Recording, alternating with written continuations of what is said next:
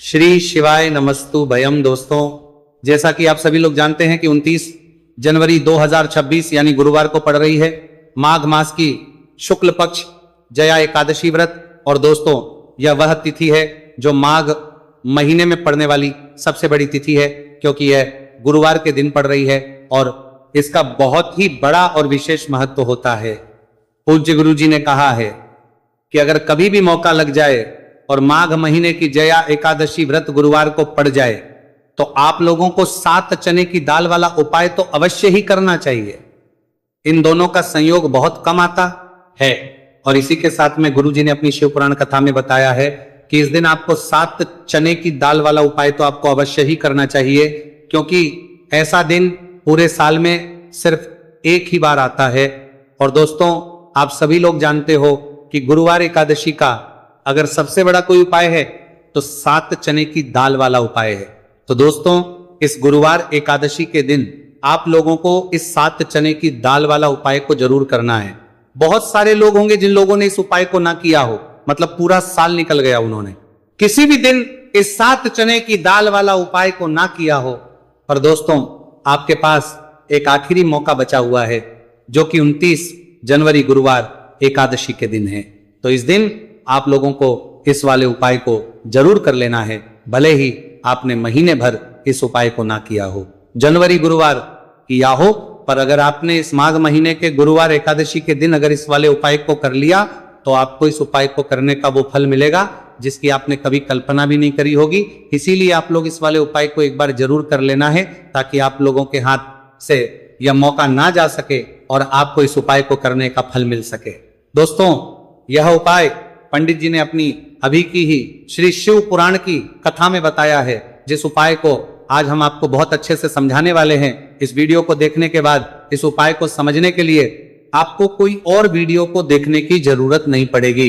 तो चलिए दोस्तों, उपाय को शुरू करते हैं। देखिए, ये इस माघ महीने के गुरुवार एकादशी के दिन ये इतना खास होता है, इतना महत्वपूर्ण होता है। देखा गया है कभी कभी बड़े बड़े पूजा पाठ अनुष्ठान से जो मनोकामना नहीं होते, वो माघ महीने के गुरुवार एकादशी के दिन एक छोटे से उपाय करने से ही आपकी मनोकामना पूर्ण हो जाती है। और बहुत सारे लोगों ने इस उपाय को किया भी है और उनको इस उपाय को करने का फल भी जरूर मिला है। अगर आप लोग भी इस उपाय को करना चाहते हैं तो आप इस उपाय को पहले अच्छे से समझ लेना, सुन लेना, उसके बाद करना। आपको इस उपाय का फल जरूर मिलेगा और इस उपाय को कर लेने से आपके घर में चाहे किसी भी प्रकार और समस्या क्यों ना चल रही हो, आपको उसका कारण भी नहीं पता है कि भाई ये समस्या किस कारण से चल रही है। उसका कुछ भी कारण हो सकता है, जैसे पितृदोष हो सकता है या किसी भी तरह का मंगल दोष भी हो सकता है।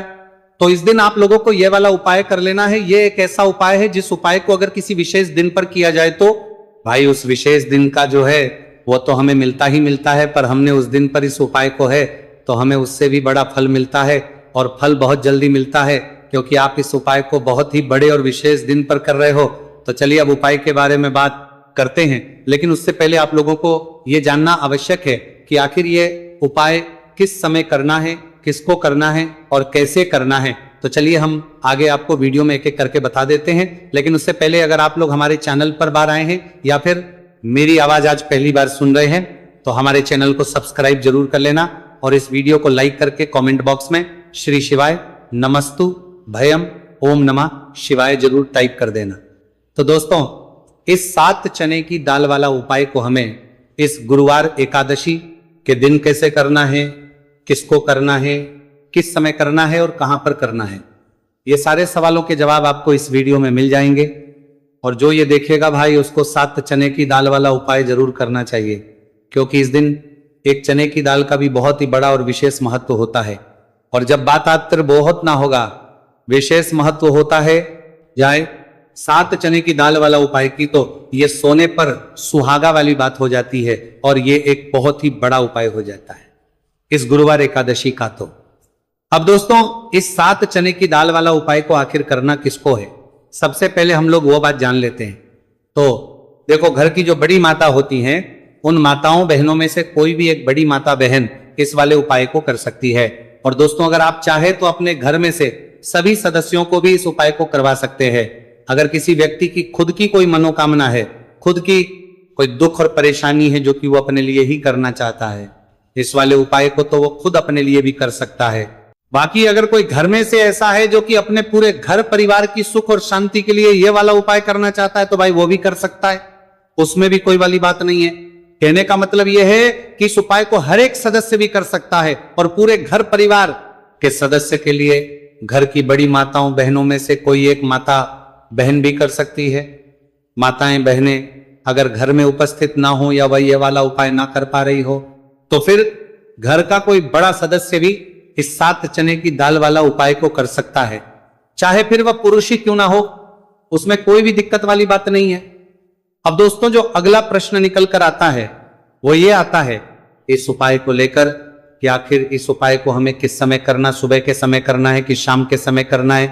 तो देखो इस वाले उपाय को आप लोग सुबह के समय भी कर सकते हो और शाम के समय प्रदोष काल में भी कर सकते हो। अब अगर आप पूछो कि भाई सब सबसे उत्तम समय कौन सा रहेगा इस 7 चने की दाल वाला उपाय को करने का, तो हम आपसे बस यही कहेंगे कि इस उपाय को आप सुबह के समय करेंगे तो ज्यादा बेहतर होगा। बाकी अगर प्रदोष काल शाम के समय भी करेंगे तो भी अच्छा होगा, उसमें कोई भी दिक्कत वाली बात नहीं है। तो अब दोस्तों जो अगली सबसे बड़ी और महत्वपूर्ण बात आती है वो ये आती है कि सुबह अगर हम उपाय को करेंगे तो हमें कितने बजे से लेकर कितने बजे तक के बीच में करना है, और शाम के समय प्रदोष काल में करेंगे तो हमें कितने बजे से लेकर कितने बजे के बीच में करना है। तो देखो सुबह जितनी जल्दी हो सके आप उपाय को करने की कोशिश करना। बाकी अगर किसी कारणवश लेट भी हो जाओ, थोड़ी देर भी हो जाए तो 10 या 11 बजे तक भी आप कर लेना, पर 12 बजे से ज्यादा देरी ना हो, ठीक है, इस बात का ध्यान रखना। उसके बाद में दोस्तों अगर शाम के समय प्रदोष काल की बात करें, प्रदोष काल का जो समय है होता है वो शाम के 6 बजे से शुरू हो जाता है। मतलब शाम के 6 बजे से लेकर 7 बजे के बीच का जो समय होता है यह समय प्रदोष काल का समय होता है। तो आप इस उपाय को 7 या 8 बजे के बीच में भी कर सकते हो। मतलब शाम के 6 बजे से 8 बजे के बीच में आप कभी भी इस वाले उपाय को कर सकते हो, उसमें कोई भी दिक्कत वाली बात नहीं है।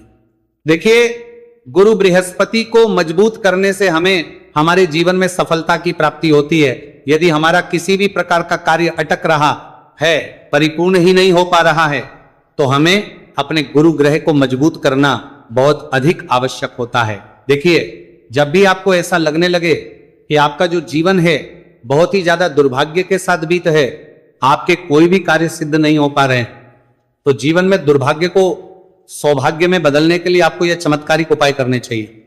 तो गुरुवार की जो ये एकादशी है आपके जीवन से सारे दुर्भाग्य को दूर करने वाली है। देखिए यदि आपका गुरु ग्रह मजबूत नहीं है, गुरु ग्रह से जुड़ी किसी भी प्रकार की समस्या है, तब भी आपको यह उपाय करना चाहिए। आपके विवाह से जुड़ी किसी भी प्रकार की परेशानी है, बुद्धि ज्ञान और विवेक से जुड़ी किसी भी प्रकार की समस्या है, साथ ही साथ जीवन में सौभाग्य की प्राप्ति करना हो, जीवन से दुर्भाग्य को दूर करना हो और जीवन में यदि सफलता की प्राप्ति करना हो, तो आपको ये चमत्कारिक उपाय जरूर करने हैं। देखिए आज के इस पूरे वीडियो में हम आपको 3 महा उपाय बताने वाले हैं और ये तीनों ही उपाय आपके जीवन की सारी समस्याओं को समाप्त करने वाले हैं।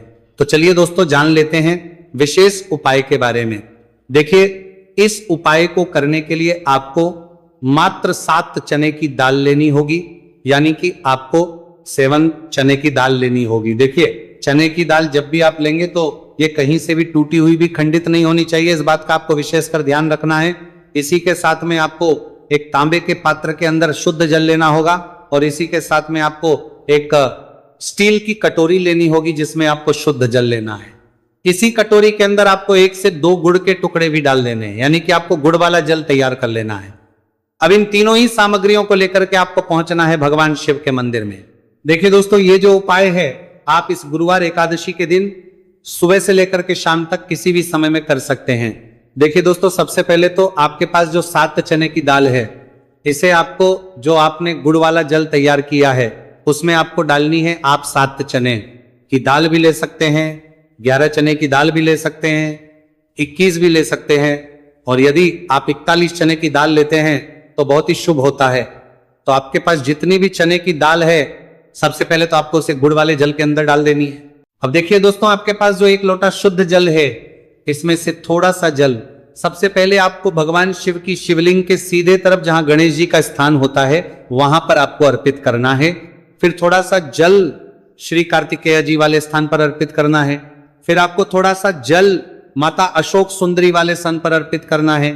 फिर आपको थोड़ा सा जल माता पार्वती के हस्तकमल यानी कि कटी वाले भाग पर अर्पित करना है। और अंत में आपको थोड़ा सा जल भगवान शिव के शिवलिंग पर भी अर्पित कर देना है। और उस पात्र के अंदर आपको थोड़ा सा जल और शेष बचा लेना है, यानी कि पांचों ही स्थान पर थोड़ा थोड़ा जल अर्पित करने के बाद अंत में शेष जल और उस पात्र के अंदर आपको बचा लेना है। अब आपको बृहस्पति ईश्वर महादेव का स्मरण करना है।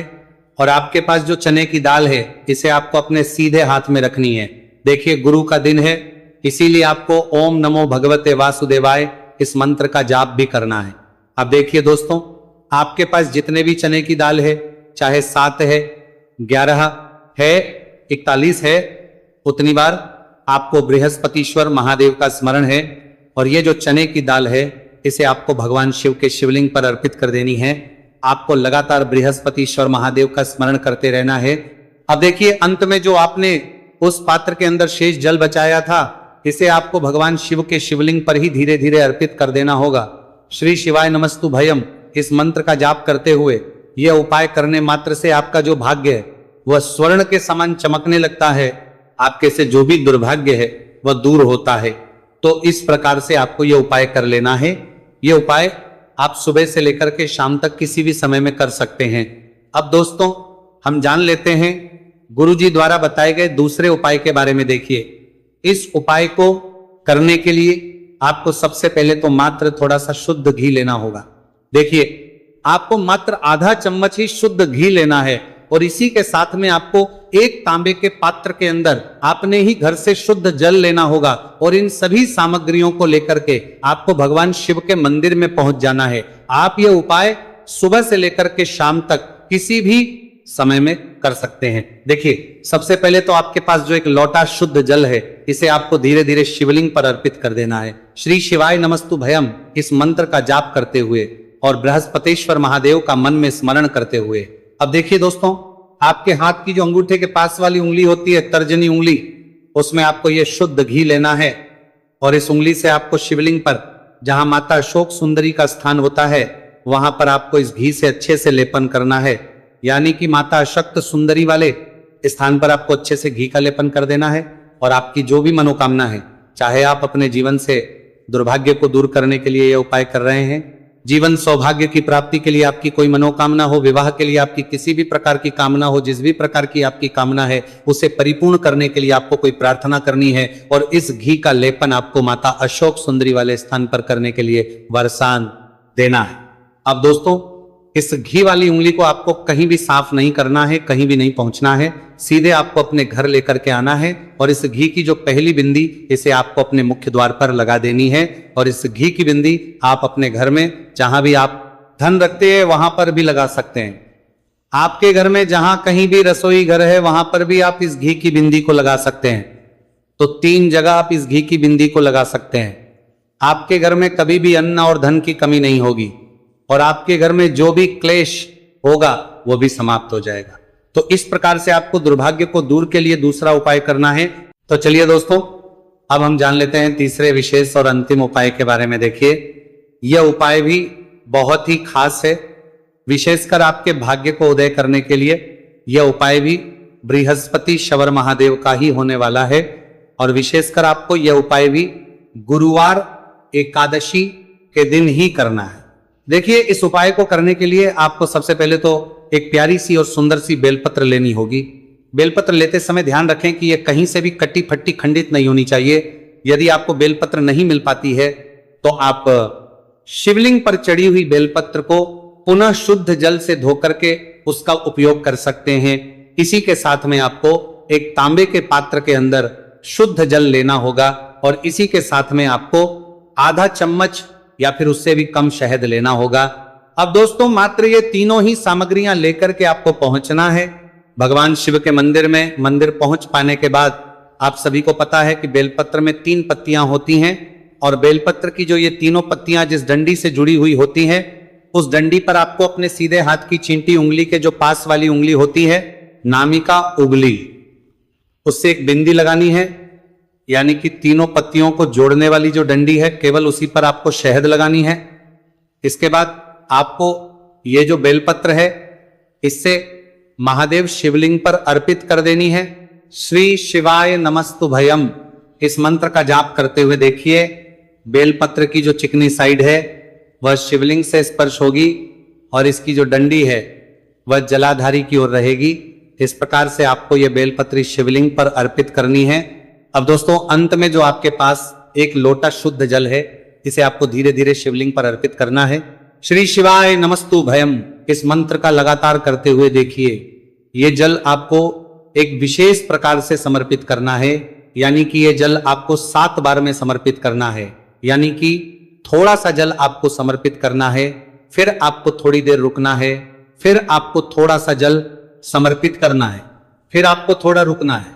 इस प्रकार से आपको थोड़ा थोड़ा जल 7 बार में शिवलिंग पर और करना है। इस प्रकार से आपको 1 लोटे जल से ही ये जल समर्पित करना है, लेकिन को थोड़ा थोड़ा जल करके 7 बार में शिवलिंग पर यह जल अर्पित करना है।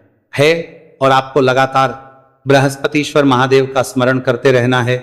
देखिए जैसे ही ये जल शिवलिंग से होकर के जलाधारी की ओर बह करके आएगा तो इस जल को आपको अपने सीधे हाथ में लेना है और इस जल का छिड़काव आपको अपने पूरे शरीर पर कर लेना है।